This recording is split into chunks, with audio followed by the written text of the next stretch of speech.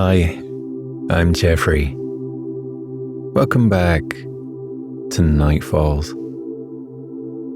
Come, settle in for tonight's calming meditation and soothing bedtime story. As always, don't worry if you fall asleep before the end. You can drift off whenever you're ready. Come, take a pew beside the fire and allow me to tell you of the night I waded back through the passage of time and witnessed the beginnings of one of the most beautiful stories I know.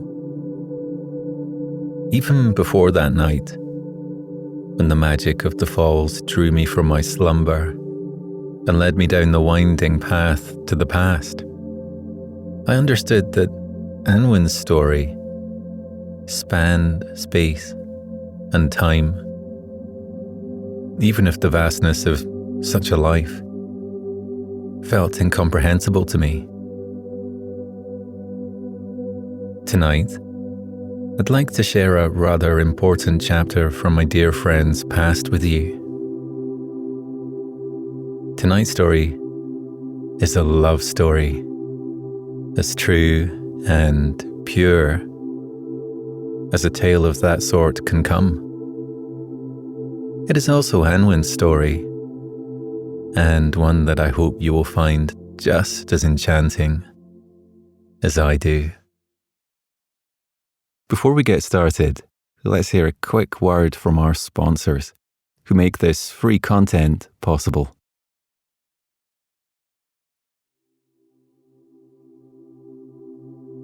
Before we journey back through time tonight, let's take a moment to catch our breath and wind down from another long day.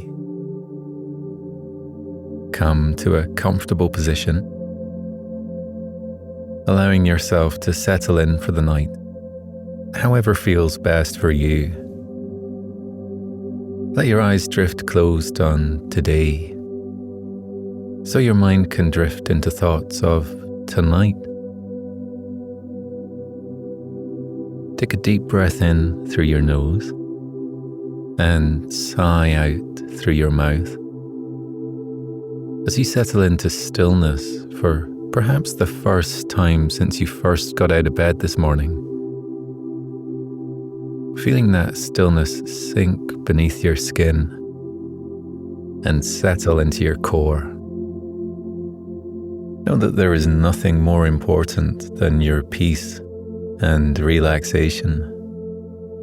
There is no greater priority than you. In this very moment, breathing deep and drifting towards sleep. Breathing in, thank yourself for having made the time to care for your mind and body tonight. Exhaling, allow yourself another long, lazy sigh of relief. Breathing in, feel your mind begin to slow. And as you exhale, release any thoughts that clutter and crowd your headspace. This is your time to breathe, to be without interruption from the world beyond your body or the thoughts and feelings that bustle within the bounds of it. Breathe in and feel your chest opening up, allowing you a little more space to breathe into, and exhale. Inhaling once more, feel your breath drifting deeper into your core. Exhaling, feel your mind and body opening up as you release the stress and strain of another long day. On your next in-breath, I invite you to release the tension in your shoulders and allow them to sink down into the soft cushions beneath you. Exhaling, allow the muscles of your face to soften. Tonight, allow yourself to drift into deep relaxation as you center your attention on the sound of my voice. And tonight's story begins. Fanny and I swam over to the cave behind the falls, Otto diving in after us and paddling apace as we crossed the lake. Otto remained in the lake below, uninterested in our antics, as we wandered up the short path into the cave behind the falls. We had planned to listen out for the magic's voice there, just as it had bid us to. So, perhaps it was better that Otto remained in the lake, for he tended to breathe heavily and cause something of a ruckus wherever he went. In the quiet of the cave, we waited and waited, breath bated, for even an utterance from the magic. I ought to have suspected it would go quiet on us. I knew it liked to play tricks by then. But I also knew that it was in its nature to find the fun in every corner of the clearing, to seek the light and the laughter in every moment. And so I found that its silence, its attempt to be elusive that morning, rather reminded me of the brief attempt my friends and I made to appear mysterious and unattainably aloof as teenagers. I called its bluff. I knew that eventually I would beat it at its own game. So I settled into the quiet. I made myself comfortable, listened, and waited. When Devani lost her patience and rejoined Otto in the lake below, I remained. The magic was quieter than it had ever been before. The silence of the cave seemed to roar around me. I waited just a little longer for its resolve to crumble. And just as I suspected, the force that flows over the falls finally spoke up. The sound of the magic's voice soon swelled around me, caught both my ears, and washed through me. The voice itself didn't sound old, but the wisdom that washed in through its words simply had to be. It was as though 1,000 thoughts had been bound up on one tongue, and the words that tumbled over the falls had me transfixed. I listened into the voice that filled the cave around me, leaving in further, even as the sound swept across each of my senses. I could feel its words brushing against my skin. The smell of the magic hung heavier in the air, with its every word, with every breath that toppled over the cliff top and into the cave. The ancient voice wound itself around me in riddles and twisted its meaning up in my mind as I sat listening. It asked me if I had been back, and I couldn't quite catch its meaning. I stayed silent, and after a time it promised to point me in the right direction, to take me there. But where is there? I asked. It's back quite a way, but not very far, it assured me. Which way is it? I pressed, laughing at the magic's playful riddle. It's the way that led you here. I'll take you there sometime. It finished, and the scent that had hung so heavy in the air seemed to disappear all at once, as though the magic had opened a window I couldn't see and ducked out of it silently.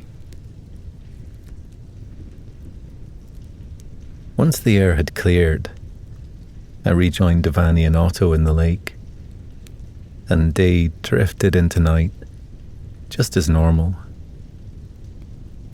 I'd almost forgotten about my conversation with the magic by the time I'd drifted off to sleep on the beach. Twilight had crept in and out again by the time the magic drew me out.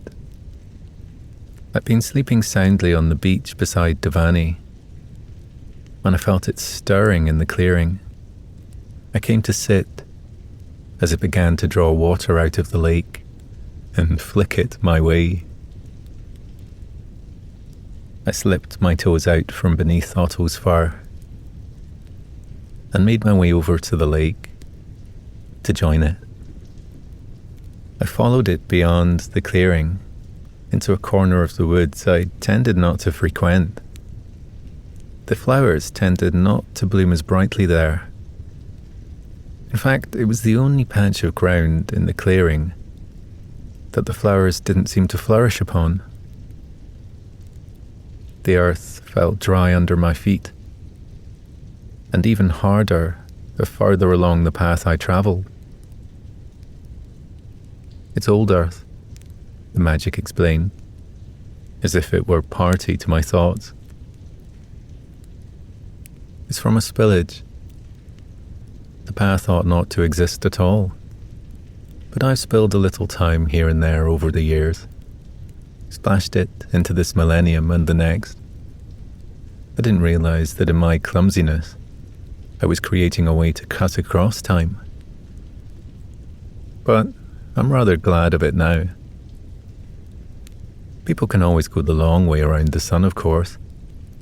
In fact, I'd encourage that. It's better not to muddle the order of things where possible. The magic went on. And suddenly, it made sense to me that the earth felt hard beneath my feet. For time had a way of toughening things up. I wasn't sure for what reason the magic wished for me to wander down the winding path to the past. But I trusted it, and my curiosity had gotten the better of me. This spillage was particularly bad, the voice explained. I really tipped the cup and doused a good few decades here. It's caused me some troubles over the years, but it's had its perks too. The magic finished. Around me, the path seemed to draw in, growing narrower and narrower until it converged completely and stopped me in my tracks. Turn around, the magic coaxed. I did just that, twisting on my heel to look back down the same dried up path that I had just wandered up.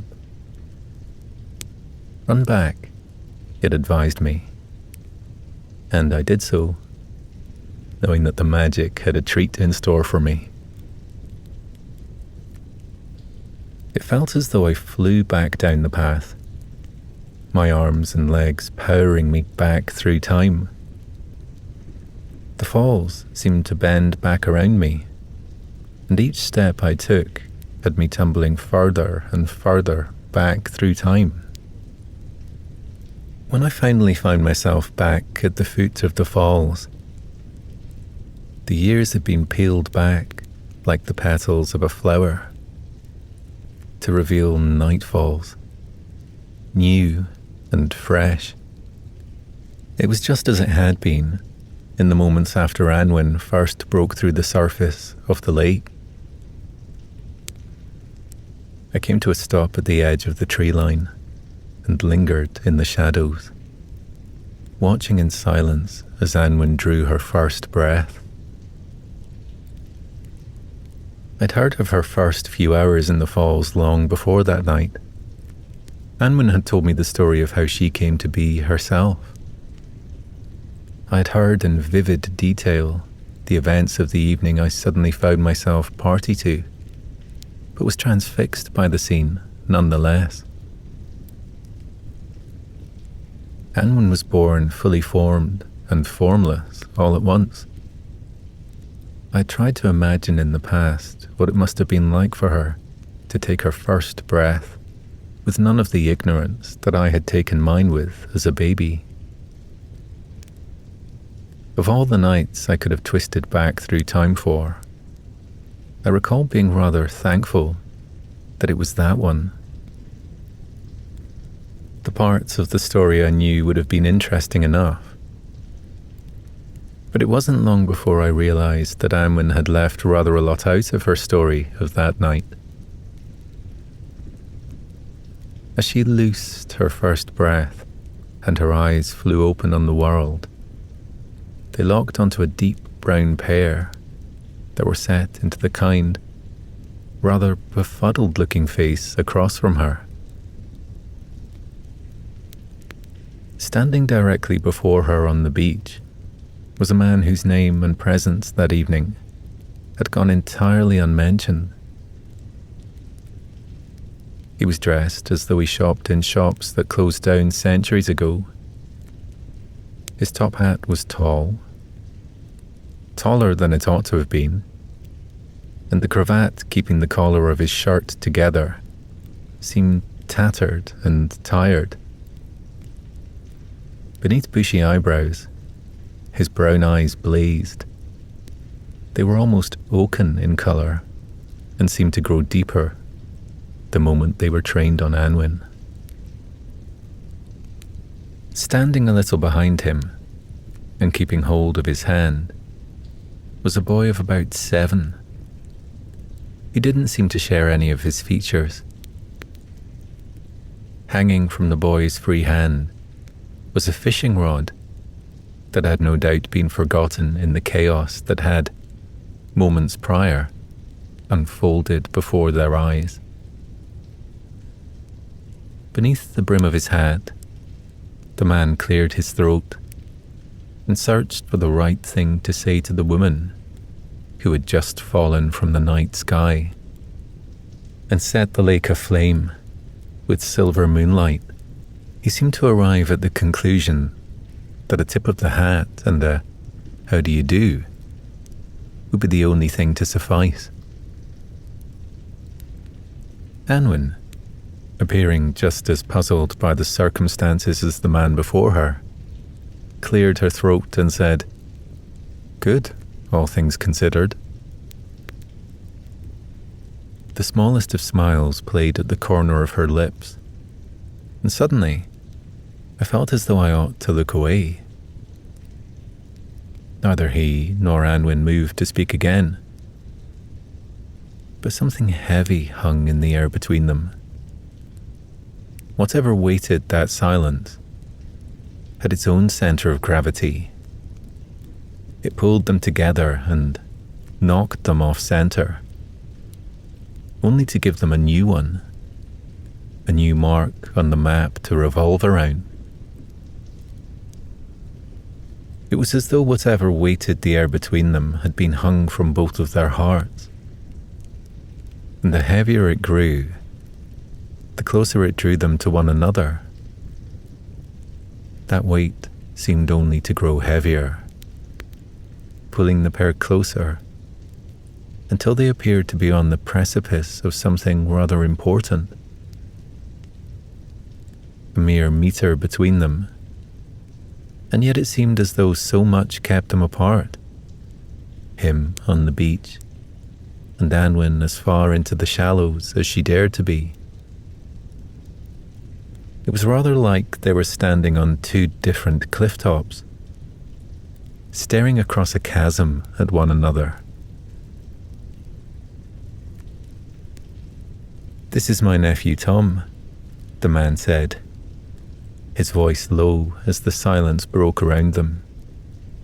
"He's visiting from Wales. I thought I might show him the local fishing spot."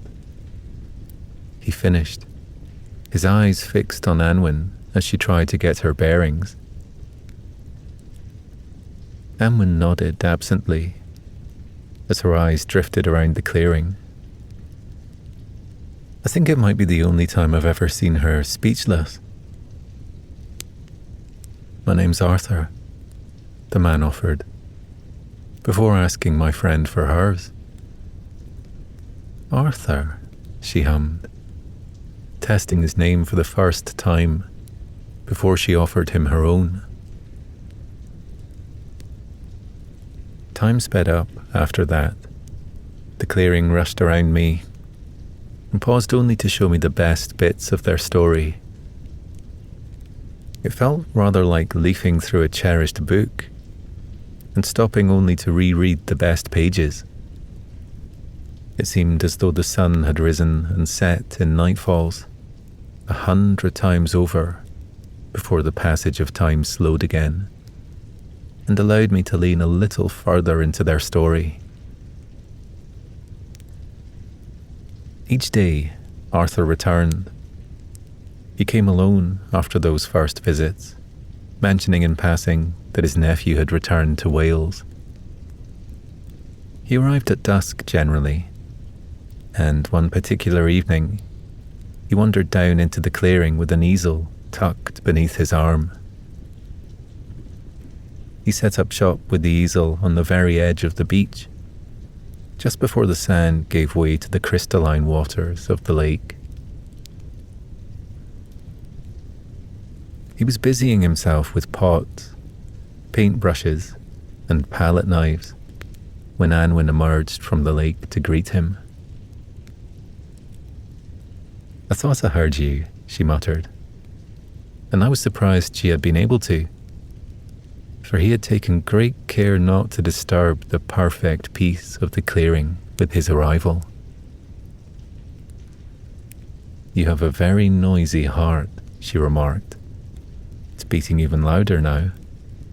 I could hear it all the way from the bottom of the lake," she finished, her voice trailing off as she listened into it again. Arthur offered his most humble apologies for having disturbed her, but the corners of his lips had lifted in a way that suggested he wasn't sorry at all for having drawn her out. "I'm an artist by trade," he explained. "I thought I might try to capture the falls. They've changed rather a lot since I last painted them." Anwen simply nodded and swam as far into the shallows as she could. They didn't talk after that, but I got the sense that the silence between them was a comfortable one.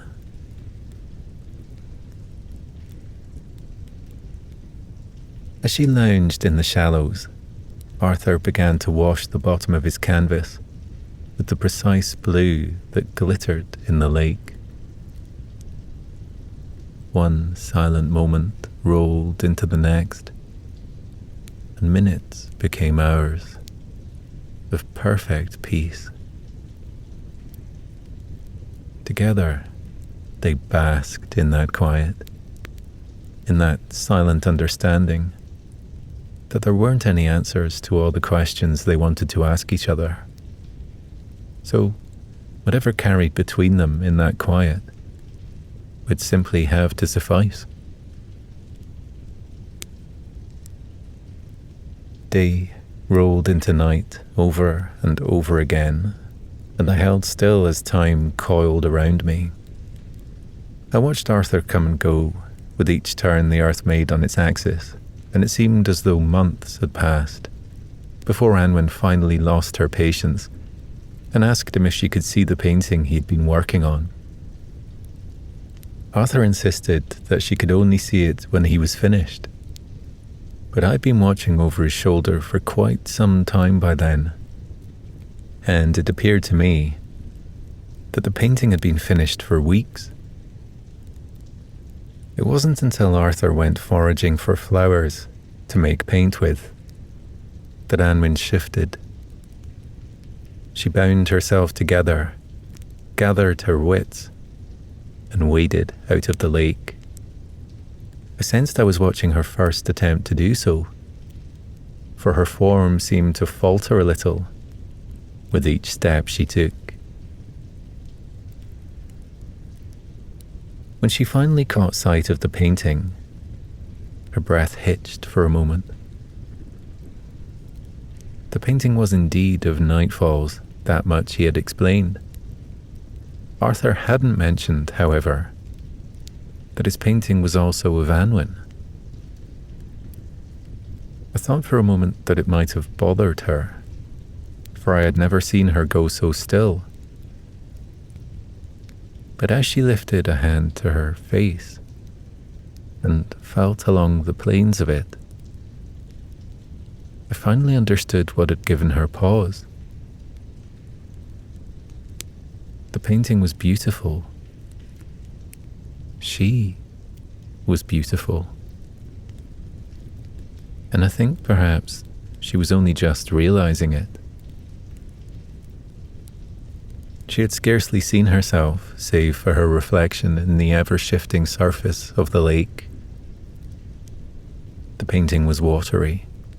Its colours bled together to form a figure almost indistinguishable, unlike any other, and yet exactly like Anwen. A rustling in the trees as Arthur made his way back to the clearing had Anwen rushing back to the lake. "I think this might be just the stuff," he murmured, taking out a pestle and mortar. He was about to begin grinding the petals into a paste when Anwen called him over. Setting the mortar aside, Arthur drew nearer and sat himself down on the rock that juts out a little into the lake. The rock I'd seen Anwen lounge upon 1,000 times before. She paddled over to him before announcing, "I'm in your painting." There was something almost accusatory in her tone, and I began to think that Anwen didn't quite know what to do with the information, even if it excited her. Drawing a deep breath in, Arthur studied her as she placed her hands on the rock and anchored herself in the water before him. "You are indeed," he levelled, seeming almost glad of the confrontation. Perhaps she had expected more of a reaction, or maybe something of an apology from the artist. I don't think I had ever seen anyone square up to Anwen before, but I realized that Arthur's confidence in doing so might be what made him the perfect match for my friend. "You didn't tell me I was in your painting," Anwen dug, but Arthur only agreed with her, a smile tugging at the corners of his mouth. "You ought to have," she pressed. "I might not have smiled so wide. I painted you just as you are, just as you have been each time I've visited. It's no concern of mine if you smile too wide or laugh too loud at my jokes." He grinned, and I got the sense he rather liked having had that effect on her. "You might have done the decent thing and been a bit more boring," Anwen said, and I could have sworn she was flirting with him. "I'll not promise you that," he said, leaning a little closer to her. Anwen mirrored him, and I thought for a moment she was squaring up to him. But instead, her eyes closed on the world, and his lips brushed against hers for the first time.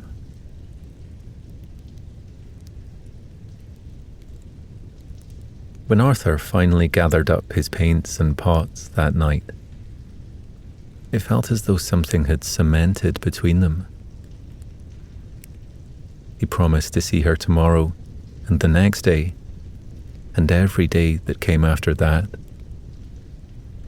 And as the passage of time began to rush around me once more, I saw that he did just that.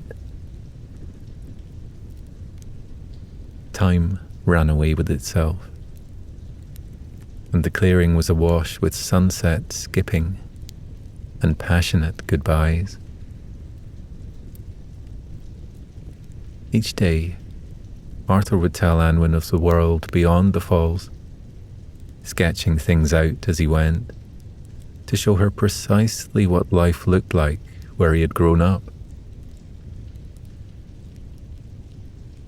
I recognized his sketches, not because I had seen the places he was describing, but because I had seen them rendered again beneath the surface of the lake.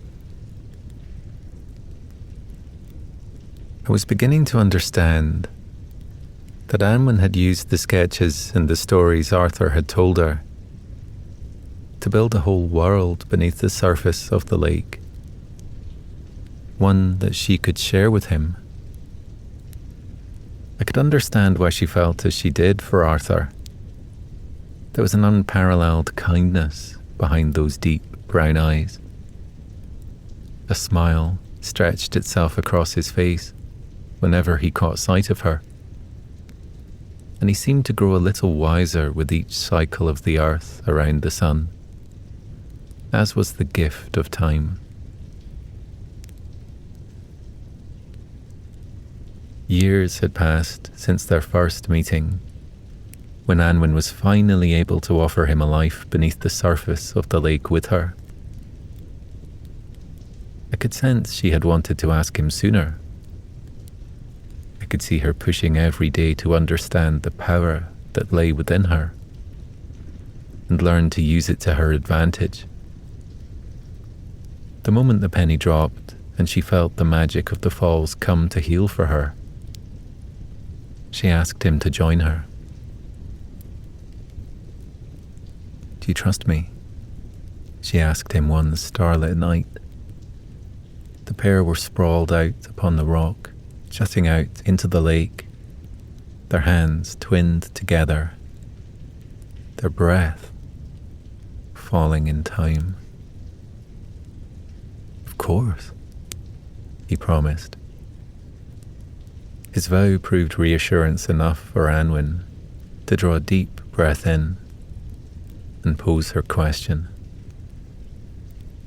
If she was nervous to ask him to use the magic of the clearing and join her below the surface of the lake, then she not ought to have been, for the smile he gave her could have risen the sun before dawn. He squeezed her hand a little tighter and agreed. She didn't tell him about the city she had built beneath the surface of the lake for them, and perhaps she might have if she'd felt she needed to convince him. But I supposed it would make for a rather wonderful surprise. Anwen slipped into the water, and Arthur dove in after her. She reached for his hand, and at once the water of the lake seemed to rise and fall around them. The sun skipped a cycle, the birdsong took pause, and the stars almost fell from the sky as the pair slipped beneath the surface of the lake. Turning on my heel, I waded back down the passage of time and watched it unwind around me. When I arrived back on the beach, I found Devani and Otto snoring softly, just as they had been when I slipped away. Feeling more than a little exhausted, I stretched out beside them, and in the moments before I drifted off to sleep, I couldn't help but think that there was rather a lot of Arthur's bravery, kindness, and curiosity in the daughter Anwen had introduced me to. some weeks prior.